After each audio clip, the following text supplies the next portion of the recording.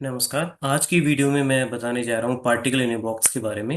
ये Schrodinger equation की एक बहुत अच्छी एप्लीकेशन है। तो इसको दो पार्ट में मैं बनाऊंगा इस वीडियो को। पहले पार्ट में हम क्या करेंगे, पार्टिकल इन ए बॉक्स के लिए हम एनर्जी का फॉर्मूला डिराइव करेंगे and we will try to find out the energy eigen values for particle in a box. So we consider a box of width L, okay, and the wall of the box is of infinite height.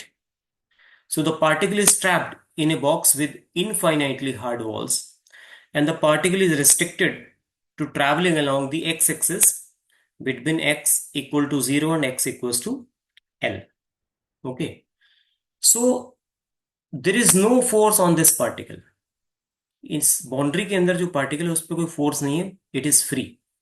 So because of that reason the potential energy of the particle is zero. In reality it is not zero, it should be constant. क्योंकि देखिए formula हमें पता है, F equals to क्या होता है, F equals to होता है minus dv by ds. Okay, F equals to होता है माइनस dv बाई dx.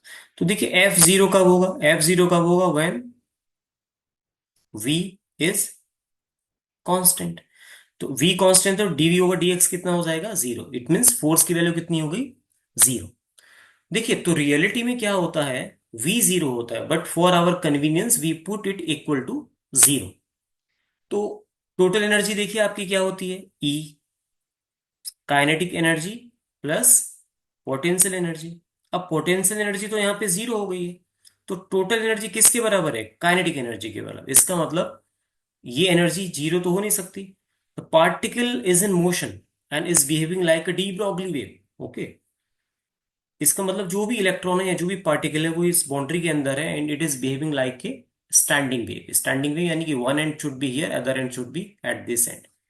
तो ये जस्ट आपको बताने के लिए था. अ, इसको हम रब कर सकते हैं. So we need to find the expression for energy of particle in a box and we need to discuss how the energy levels are distributed of particle in a box. Okay, तो उसके लिए हम क्या करेंगे, देखिए we define this potential, v is equal to zero for x. इन दो boundary के बीच में v जीरो है, तो x जीरो से अगर बड़ा है और l से छोटा है तो v की वैल्यू कितनी है, जीरो. अदरवाइज v कितना है, इनफाइनाइट. तो ये दोनों वैल्यूज हमने यहाँ पे लिखी है, v इक्वल टू जीरो वो for x is greater than 0 and lesser than L, and otherwise v is equals to infinite for x is less than or equal to 0 and x is greater than or equal to L. यानी कि जब देखिए wave function इस तरह का है, जो wave है वो इस तरह की है, देखिए ये इस तरह की वेव है. इसका मतलब यहाँ पे क्या होगा, यहाँ पे जीरो हो रहा है, यहाँ पे जीरो हो रहा है, क्योंकि ये वेव फंक्शन की कैरेक्टरिस्टिक्स होती है, wave function should be finite and continuous. तो कॉन्टिन्यूअस का मतलब है यहाँ पे ये जीरो होगा, इस एंड पे क्या होगा, ये जीरो होगा वेव फंक्शन आपका. तो साई की वैल्यू यहाँ पे कितनी होगी, इस बाउंड्री पे जीरो. यहाँ पे कितनी होगी साई की वैल्यू, जीरो. क्योंकि यहाँ के बाद पार्टिकल एग्जिस्ट नहीं करता, the particle does not exist beyond this boundary zero to L. यानी कि जीरो के पहले भी पार्टिकल, इस रीजन में भी पार्टिकल नहीं है और इस रीजन में भी पार्टिकल नहीं है. तो हम यहाँ पे वेव फंक्शन को डिफाइन नहीं कर सकते, यानी कि साई की वैल्यू कितनी होगी, जीरो. सो पार्टिकल के होने की प्रोबेबिलिटी कहाँ पे है, जीरो से L के बीच में only. Beyond this boundary, there is no probability of the particle to be found that in any region. क्या इसमें भी या इसमें भी. तो देखिए क्लासिकल फिजिक्स क्या कहती है, according to classical physics the particle can be anywhere within this box. Zero से L के बीच में पार्टिकल कहीं पे भी हो सकता, बट क्वांटम फिजिक्स ये कहती है कि there are certains areas, certain regions, okay, more likely to contain that particle. इसका मतलब क्वांटम फिजिक्स ये कहती है कि हो सकता है L/2 पे पार्टिकल मिले, हो सकता है L/4 पे मिले, हो सकता है L/6 पे मिले. तो क्वांटम फिजिक्स बहुत प्रिसाइज रिजल्ट आपको दे रही है यहाँ पे, वो एग्जैक्टली बता रही है पार्टिकल किस एरिया में है. ओके, तो हम अब क्या करेंगे, we need to implement Schrodinger equation for particle in a box, यानी कि बिटवीन जीरो टू L. तो देखिए उसके लिए श्रोडिंगर इक्वेशन हम सबको पता है, Schrödinger's time independent equation, Schrodinger time independent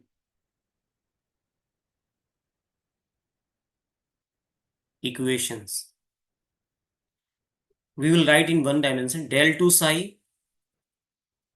over del x square plus twice me minus v upon h cut square into psi equal to zero, right. ये Schrodinger's की टाइम इंडिपेंडेंट इक्वेशन है। But हम इसको implement कहाँ पे करेंगे? हम implement करेंगे इसको 0 to L के बीच में, यही बॉक्स है हमारा, राइट। तो 0 to L के बीच में जब हम इसको इंप्लीमेंट करेंगे, वहां पे v की वैल्यू कितनी है? जीरो। v कितना है? जीरो, हमने अभी कंसीडर किया। तो v जीरो है, तो इस श्रोडिंगर की इक्वेशन क्या हो जाएगी? देखिए ये इक्वेशन हो जाएगी del 2 psi over del x square plus twice m e upon h cut square psi equal to zero, equation number 1। Okay, अब हम आगे क्या करेंगे? देखिए del 2 square psi over del x square plus, इसको मैं एज्यूम कर लेता हूं k square psi equal to zero, equation number 2, where k is equal to कितना है? Square root twice m e upon h cut square. देखिए ये के कोई डिफरेंट के नहीं है, ये के वही के है जो हम श्रोडिंगर इक्वेशन में यूज करते हैं, राइट। और फेज एंड ग्रुप वेलोसिटी में यूज, ये के वेव नंबर है जिसकी वैल्यू क्या होती है? 2 पाई अपॉन लैम्डा। उस 2 पाई अपॉन लैम्डा इसी के बराबर होगा, आप कैलकुलेट कर सकते हैं। So what should be the solution of equation number 2? Okay, बड़ा सिंपल है, सेकंड ऑर्डर की डिफरेंशियल इक्वेशन है, तो इसका सॉल्यूशन क्यों? साई, साई किसका फंक्शन है? एक्स का फंक्शन होता है यहाँ पे। साई हम सबको पता है ना, साई किसका फंक्शन होता है यहाँ पे? एक्स का फंक्शन होता है, साई एक्स पे डिपेंड करता है। सो इसका सॉल्यूशन क्या होगा? देखिए the solution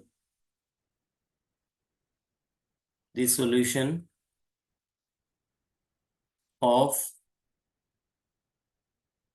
equation 2 will be psi function of x equals to a sin kx plus b cos kx, ये equation number 3, where a and b का ये आर्बिट्रेरी कांस्टेंट है। A and b are arbitrary constant, तो हमें इनकी value find out करनी पड़े। Arbitrary constant का मतलब क्या है? ए और बी की वैल्यू कुछ भी हो सकती है, अगर आप ए और बी कुछ वैल्यू कुछ भी रखेंगे, फिर भी ये जो सॉल्यूशन है ये श्रोडिंगर की इक्वेशन नंबर 2 को सेटिस्फाई करेगा। सो अब ए और बी की वैल्यू निकालने के लिए हम बाउंड्री कंडीशन अप्लाई करेंगे, ठीक है। सो बाउंड्री कंडीशन देखिए क्या होती है।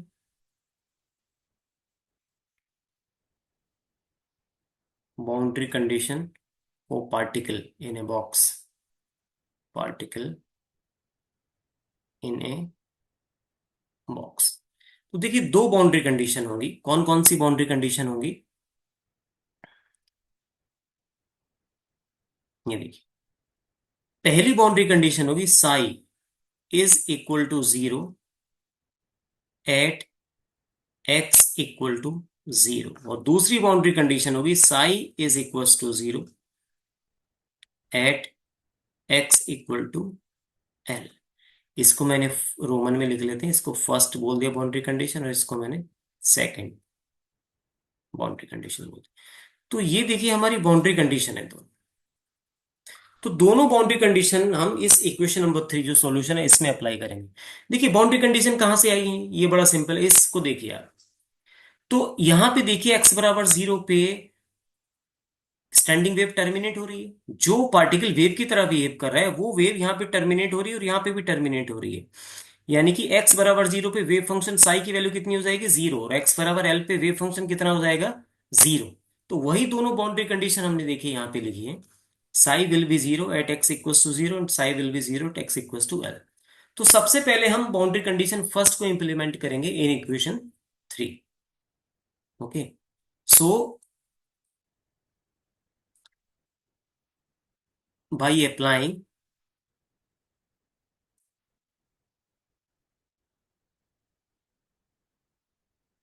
फर्स्ट बाउंड्री कंडीशन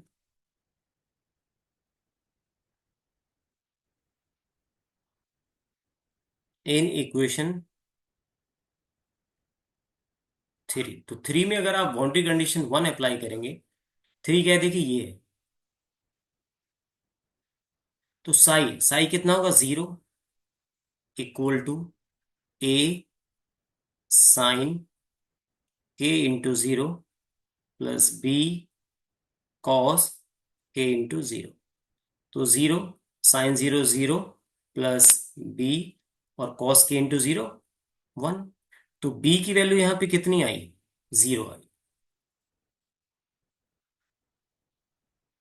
आया नहीं, तो बी 0 आ गया। देखिए अब सेकंड बाउंड्री कंडीशन हम अप्लाई नहीं कर सकते, पहले हमें बी की वैल्यू 0 रखनी होगी इक्वेशन 3 में, देन हम सेकंड बाउंड्री कंडीशन अप्लाई करेंगे। ओके, सो नाउ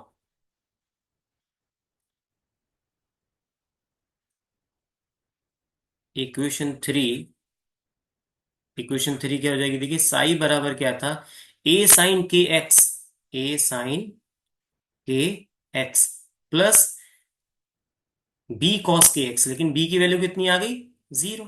तो ये पूरा फैक्टर 0 हो गया। तो अब आपके पास क्या बचा finally, psi equals to a sine k x. Equation number कौन सा देखिए, इक्वेशन नंबर इसको हम लिख देते हैं 4। ये मेरा इक्वेशन नंबर 4 है। अब हम सेकंड बाउंड्री कंडीशन अप्लाई करेंगे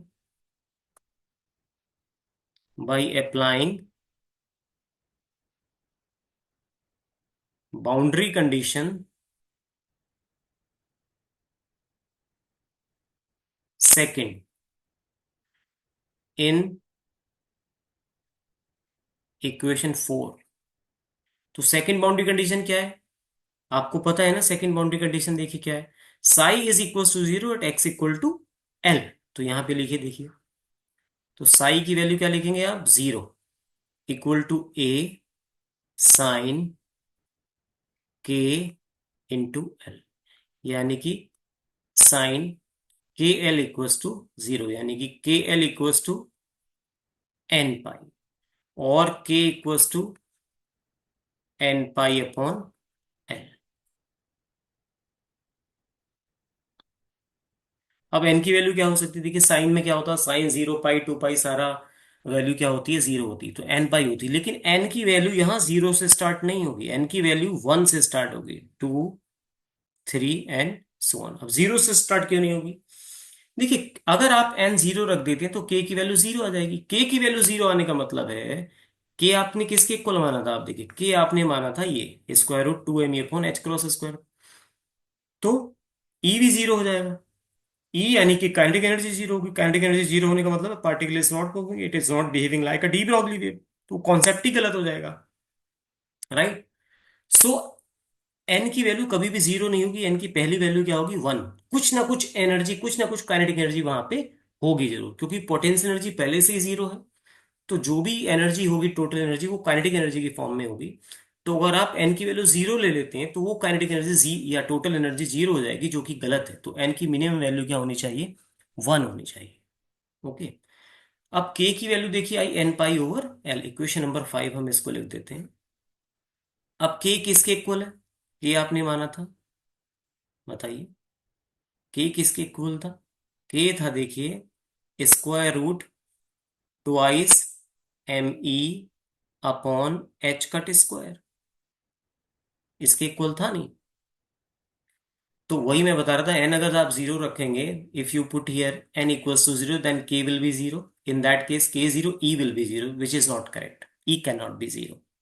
ओके, सो एन की वैल्यू, पहली वैल्यू क्या होगी, 1, देन 2, देन 3। तो K is equals to square root 2 M over H cross square, K की वैल्यू आपने कैलकुलेट की कितनी, N pi upon L.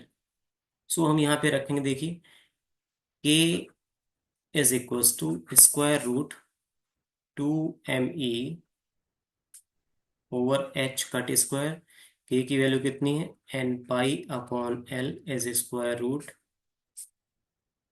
2 ME over H cut square. दोनों तरफ से स्क्वायर कर दीजिए आप, तो ये हो जाएगा देखिए, n square pi square upon L square equal to twice ME upon h cut square. तो ई की वैल्यू देखिए यहां से क्या आ जाएगी,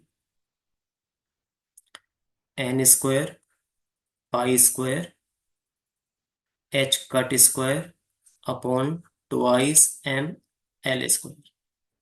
एच कट क्या होता है, एच अपॉन 2 पाई। तो ई देखिए क्या हो जाएगा, n square pi square H square h upon 2 pi, यानी कि 2 पाई का स्क्वायर 4 पाई स्क्वायर, 4 यानी कि 8 pi square M into L square. क्योंकि क्या होता है, जो एच कट होता है इसकी वैल्यू क्या होती है, एच अपॉन 2 पाई। तो जैसे ही आप इसको एच अपॉन 2 पाई रखें, h square upon 4 pi, 4 pi टू जा 8 पाई स्क्वायर। अब आप देखिए इसमें क्या, बड़े आराम से आपको दिख रहा होगा इसमें कुछ कैंसिल हो सकता है, बिल्कुल। ये पाई स्क्वायर से ये पाई स्क्वायर कैंसिल हो सकता है, बिल्कुल हो सकता है ना। तो फिर ई का फार्मूला आपके पास क्या बचता है, देखिए ई का फार्मूला आपके पास बचता है, E is equals to N square H square upon 8 ML square.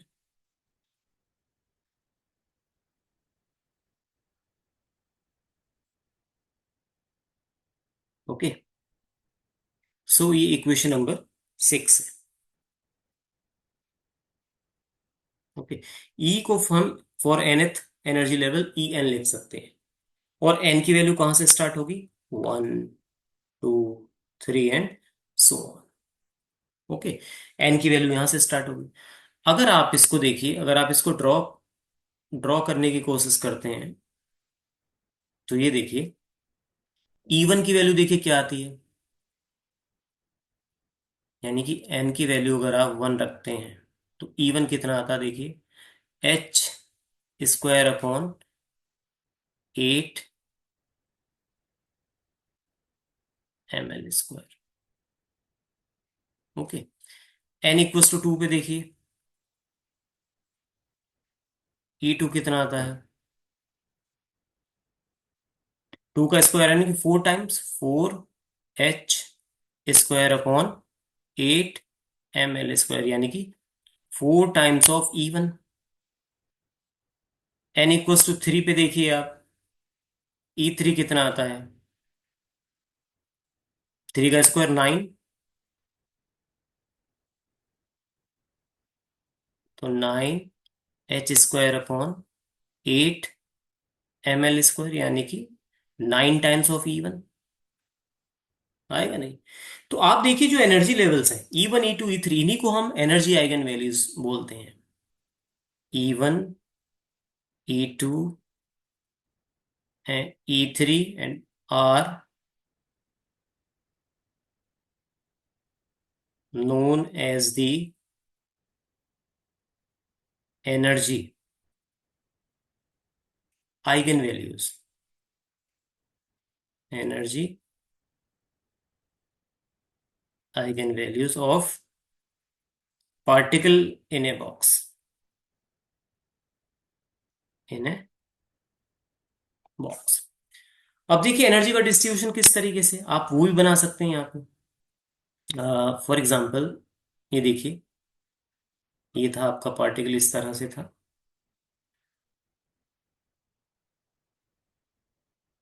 नहीं, ये x बराबर 0 था और ये x बराबर L था। तो दूसरा एनर्जी लेवल मैं यहाँ पे बना देता हूँ।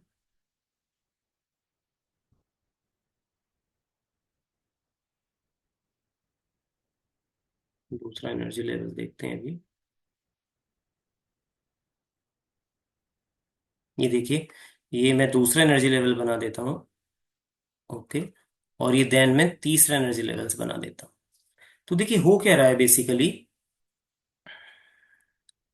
ये देखिए आप, ये जो पहला ग्राउंड वाला n इक्वल्स टू 1 है, यहाँ पे n इक्वल्स टू 2 है, और यहाँ पे n इक्वल्स टू 3 है।